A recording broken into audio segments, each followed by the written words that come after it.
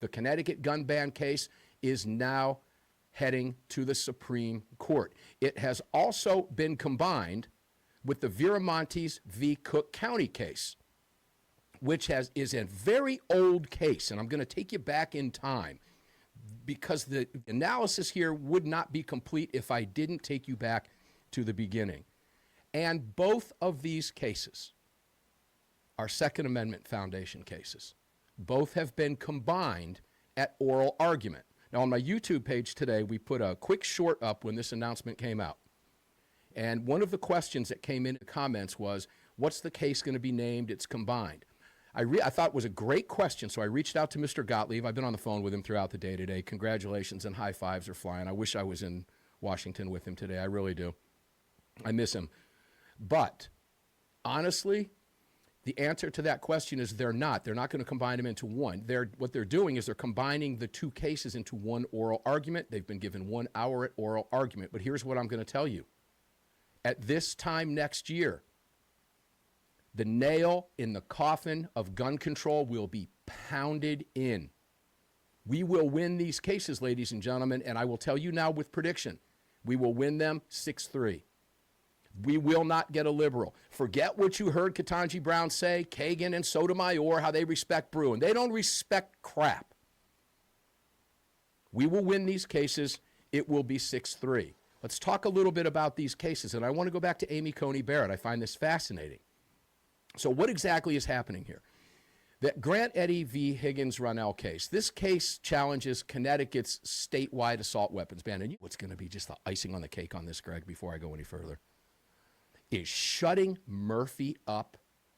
Oh, and the fact it's the Constitution state, of all places, that has not respected the Constitution, they have to be forced by the court and have it shoved down their throat, FCC friendly.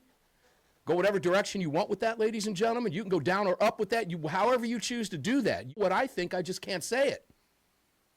But to finally, next year, watch Blumenthal and Murphy get hit in the face with the Constitution is going to be an absolutely beautiful thing.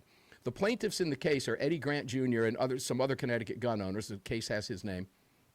And the Connecticut Citizens Defense League, and, of course, the Second Amendment Foundation.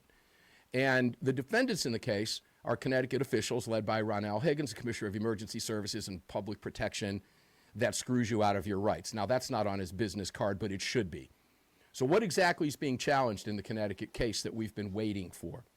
Connecticut prohibits the possession and sale of not just one, but many semi-automatic rifles, including numerous AR-15 platform firearms and similar rifles.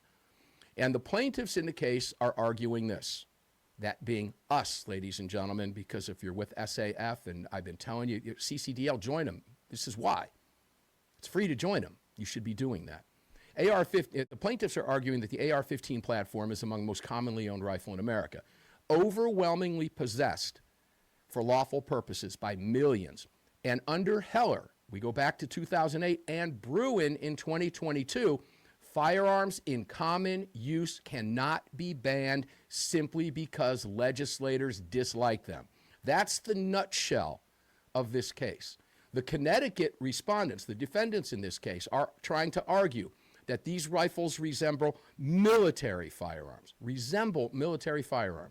that they are unusually dangerous because they resemble military firearms. And they have repeatedly, they claim, been used in mass shootings, which they say proves their point. Of course, they leave out that 98% of all murders in this country are committed by handguns. Yet they don't make that argument. They want to, they're trying to, some states do, with their roster list, their new Glock bans. It's all going out the window, ladies and gentlemen. It's all ends. I'm Wyatt Earp, and it all ends now. Good heavens, I can't wait. I hope to God the good Lord's got me breathing next year this time. But that's the crux of their argument. And the Second Circuit in Connecticut, well, the Second Circuit where Connecticut is, upheld Connecticut's law, finding it constitutional. And the Supreme Court has now agreed to review this ruling. We have waited for this for 2 decades. Let's go to the Viramontes case, the Cook County case. This is an old case.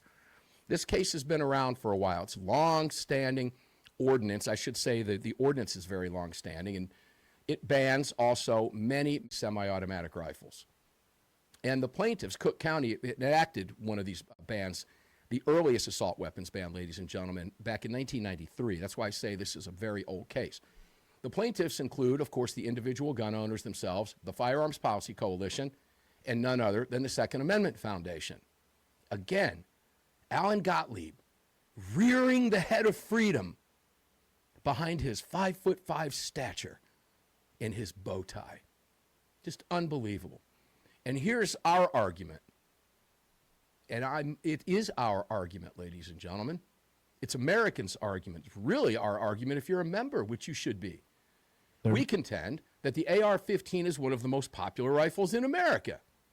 Millions are owned nationwide. They can't be banned. They're commonly used for lawful purposes every single day, including self-defense, competition, hunting, recreation, sport, whatever you want to call it.